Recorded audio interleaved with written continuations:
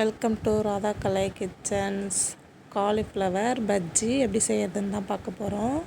அது காலிஃப்ளவர் எடுத்து இதுமாரி சின்ன சின்ன பீஸாக கட் பண்ணி தண்ணி ஊற்றி 1/2 ஸ்பூன் உப்பு போட்டு இதுமாரி கொதிக்க வச்சுக்கலாம். ஒரு 2 நிமிஷம் நல்லா கொதித்த பிறகு ஒரு பாத்திரத்தில் மாற்றிக்கலாம். காலிஃப்ளவரை பாத்திரத்தில் மாற்றிட்டு அடுப்பில் வானல் வச்சு எண்ணெய் ஊற்றி வைக்கலாம். எண்ணெய் சூடாகிறதுக்குள்ளார இப்போ மாவு மிக்ஸ் பண்ணிக்கலாம். சக்தி பஜ்ஜி போண்டா மிக்ஸ் தான் எடுத்திருக்கேன். அதை எடுத்து ஒரு பாத்திரத்தில் கொட்டி தண்ணி கொஞ்சம் கொஞ்சமாக ஊற்றி நல்லா மிக்ஸ் பண்ணி விட்டுக்கலாம். ரொம்ப தண்ணியாக கரைச்சிடக்கூடாது.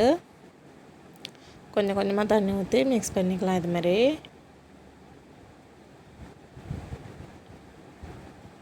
இந்த அளவுக்கு கட்டியாகவும் இருக்கக்கூடாது. இன்னும் கொஞ்சம் தண்ணி ஊற்றி நம்ம இந்த அளவுக்கு இருந்தால் கரெக்டாக இருக்கும்.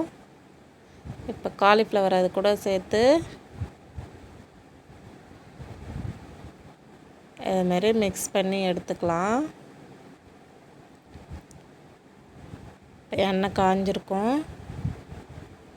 ஒன்று ஒன்றா காலிஃப்ளவர் எடுத்து போட்டுக்கலாம். நீங்கள் இதை விட சின்ன சின்னதாக போட்டாலும் போட்டுக்கலாம், இல்லை பெருசு பெருசாக வேணுனாலும் நீங்கள் எந்த சைஸ் வேணுமோ காலிஃப்ளவர் அதுமாரி கட் பண்ணி எடுத்துக்கலாம்.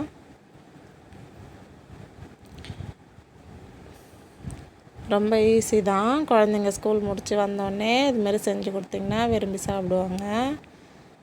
ஒன் சைடு வெந்ததும் திருப்பி போட்டுட்டு 2 சைடு வெந்த பிறகு இதுமாரி எடுத்துடலாம். அவ்வளோதான், காலிஃப்ளவர் பஜ்ஜி ரெடி ஆகிடுச்சு. இந்த வீடியோ பிடிச்சிருந்தா லைக் பண்ணுங்கள், ஷேர் பண்ணுங்கள், கமெண்ட் பண்ணுங்கள், சப்ஸ்கிரைப் பண்ணுங்கள்.